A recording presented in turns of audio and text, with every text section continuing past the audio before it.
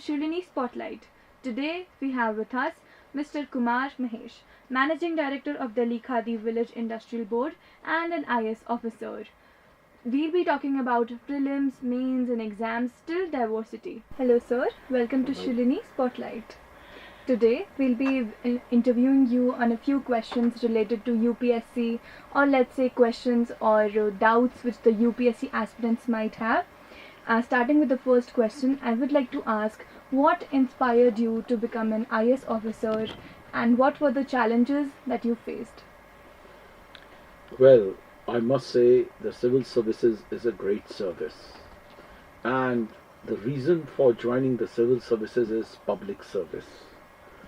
As this service provides so many opportunities that one can transform the lives of a common man, both on the field and off the field as a policy maker.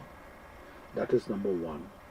The second reason is that India is one of the most diverse country in the world. Its diversity is more than US, Europe and Africa put together. So diversity in terms of religion, in terms of language, geography is amazing. And how do you manage diversity is a very big challenge. Because we get posted in the Armut cadre. I was in Andaman and Nicobar Islands. I was in Puducherry. Then I have been in Delhi. And every region has its own challenges. And it also provides great opportunities. Thank you, sir. Sir, let's move on to the next question. I would like to ask that in earlier times, let's say 5 years back or 10 years back, we had students or aspirants who had their background in humanities or arts background. But nowadays, we are seeing a shift in the background of the students. Students from the management, students from the sciences are choosing to become an IAS officer or choosing to serve the nation. Why do you think we are seeing this shift in these days? Well, for me, more important than the shift of any kind in terms of subjects being offered and students getting through is not an issue. For me, the issue is that our students with fire in the belly for public service want to join the IS. After all, what is the purpose of joining the civil services? It is to do public service. And public service for the poor man, the poorest of the poor, marginalized sections of the society, in various diverse regions of the country. So that needs a very strong sense of public service with good communication skills, with honesty and integrity, which is as important as the fire in the public, as important as fire in the belly for public civil services. Now, if the students from management and social sciences, sciences are joining, they are joining because you see the manner in which the exams are conducted. We do not have logical reasoning papers now, that has been introduced. So you find science student may have, management students may have better analytical kind of skills to look at things. But to me, the important part is that the civil services recruitment needs a massive change, and the civil services needs to be, the reforms needs to take place from the womb to the tomb. When I say womb, recruitment, training, transfers and postings, and post-retirement rehabilitation of retired civil servants. Sir, like we are seeing that Shalini is right now having a literature festival where we have invited authors and writers from all around the world.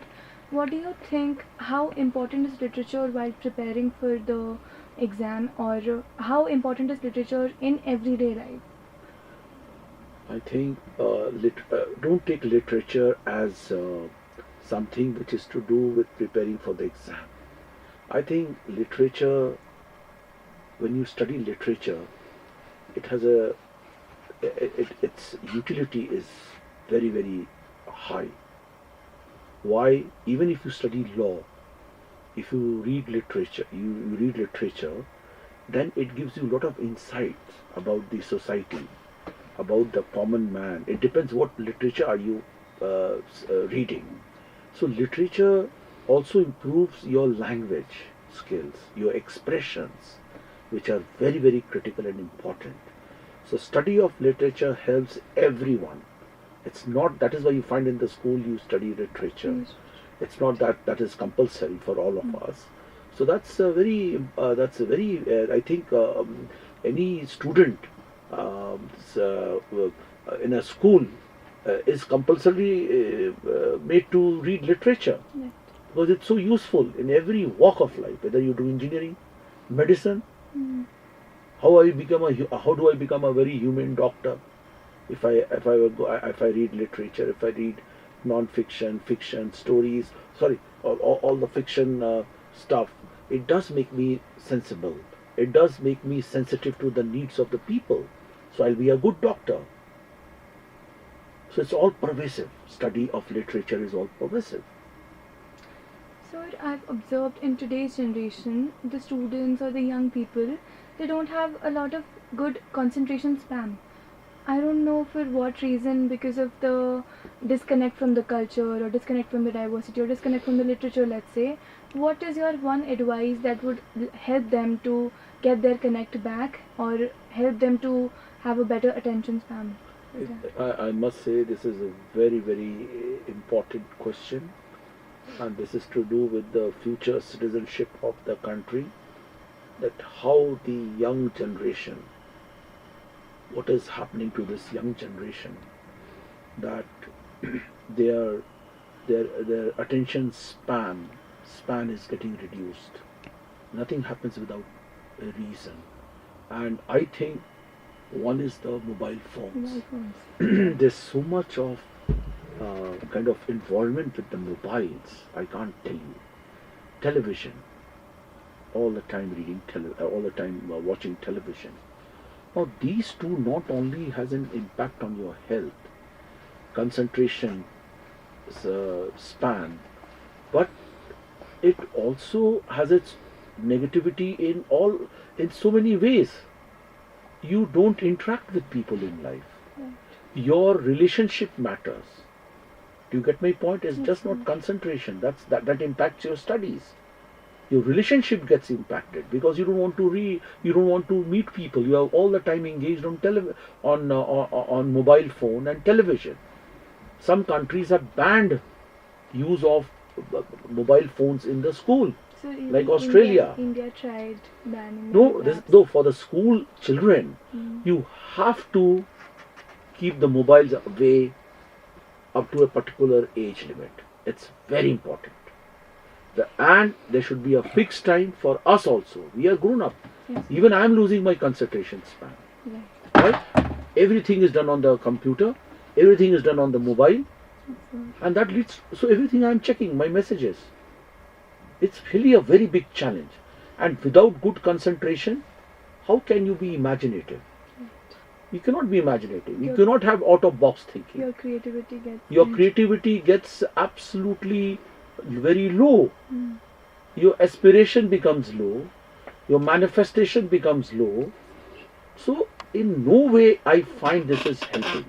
Of course, it is certainly a kind of an agent which provides information, but there has to be a time. There has to be a kind of you have to discipline yourself, how to use, when to use. You got my point? Yes, sir. So, like we see in many of the articles, or let's say we have YouTube these days, we keep on seeing the aspirants and all of those who are documenting their journey on the social media platforms. One thing I see is which very common amongst the people is they keep on trying for years and years. They keep on trying to crack that exam, but they're not able to succeed, or they're not able to do well because of some or the other reasons. What do you think is the major reason amongst them all, and what is that one tip which you'd like to give to all of the people to do better next time? First of all, it's not when we talk about civil services, there are others also who are contributing to nation building. Yes, sir. A good doctor, a good engineer, a good architect, a good member in an NGO, right? Right, sir. So we all are into nation building, coming from different professions. A farmer, a laborer, they're all contributing, isn't it? So, yes, if you are a civil servant, your decision making impacts millions of people. That's a great service which provides you that opportunity. But if you are not able to qualify, doesn't mean that you are not a great student. Not at all. You find a lot of uh, lot of civil number of civil servants who made it, who did not qualify in the IIT and IIMs, Yes. and IIMs and IT guys are not qualifying. So the test of being a good student, an intelligent student, should not be viewed completely from the lenses of success in the civil services. Now, the point is, students who are in lakhs write the civil services exam. If they don't get through, do you mean to say that their learning, the knowledge they have gathered, is a waste? Not at all. That helps you to be a good media person.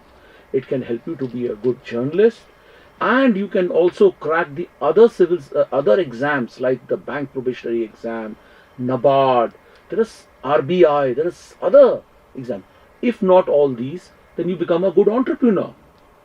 So your knowledge, study helps. And let me tell you one thing: your studies should not come to an end once you have joined any service. For that you have become a NABA, you joined PO, or you have become LIC, joined LIC, or a manager in a company. You should keep reading. Keep yourself updated. Like they say, knowledge never gets wasted. It's not a question of wasted. Yeah. You keep reading and reading and rereading, and try to train and retrain and learn and unlearn. That only comes through wide reading, and that is very important for a person to grow in life. If you want to grow, you may be a journalist. If I don't read books, if I don't keep up with the latest developments, I cannot be a successful journalist. I cannot be a successful bureaucrat if I don't read, because things are changing so fast, right? And there are new demands on the society, new pressures on the society. How do you overcome that? It's through reading, then interacting, debating, discussing. Yes, sir. Sir, how do you tell your aspirants to deal or to cope up or listen to the society or cope up with the society? We often see that people get discouraged or demotivated very easily these days. The young generation feels that if I am not able to do a particular thing, then I am not good enough for anything. How do you deal with all of these situations, and how would you like to tell the viewers to deal with all of these situations in life? See, every failure, there is nothing called failure in life. To me, every failure provides an opportunity to do something. Yes. And it's a learning lesson for all of us. Right? I failed today, tomorrow I am a success. I may fail in a particular field, but next time I am a success in some other field. So, and that gives you experience, insight, that why I failed. Try to understand the reasons for failure. Yes, sir. First of all, define what do you want in life. What is your vision? What do you want in life? Then accordingly work on it. Sir, what do you think about those officers who are IAS officers or IPS officers who are sitting at high rank, are connected to the spirituality, and what is their take on connecting with the spirituality?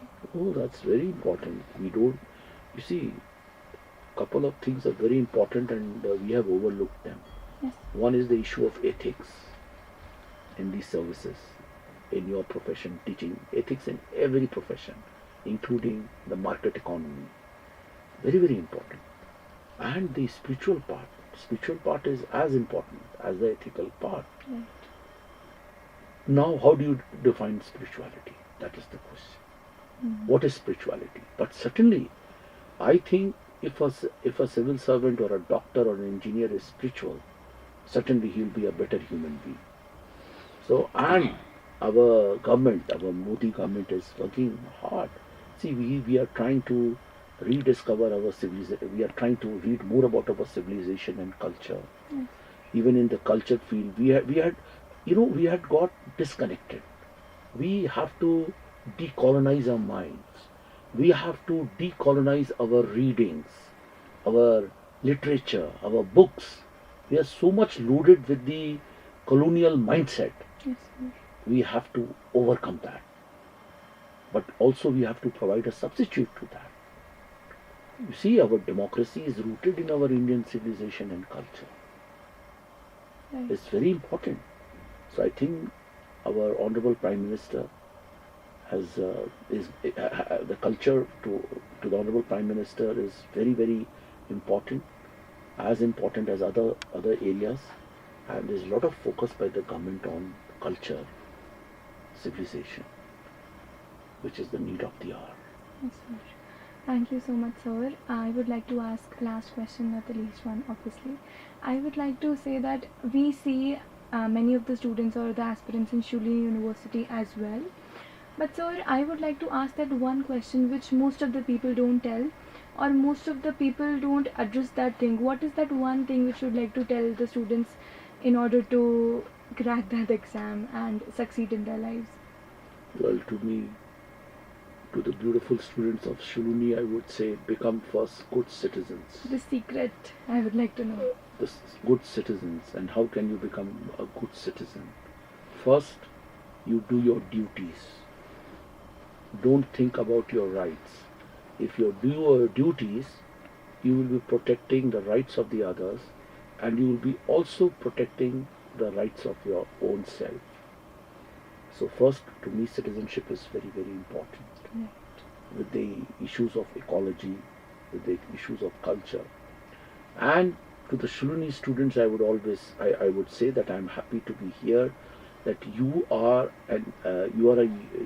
one university where the focus is on research. Yes, sir.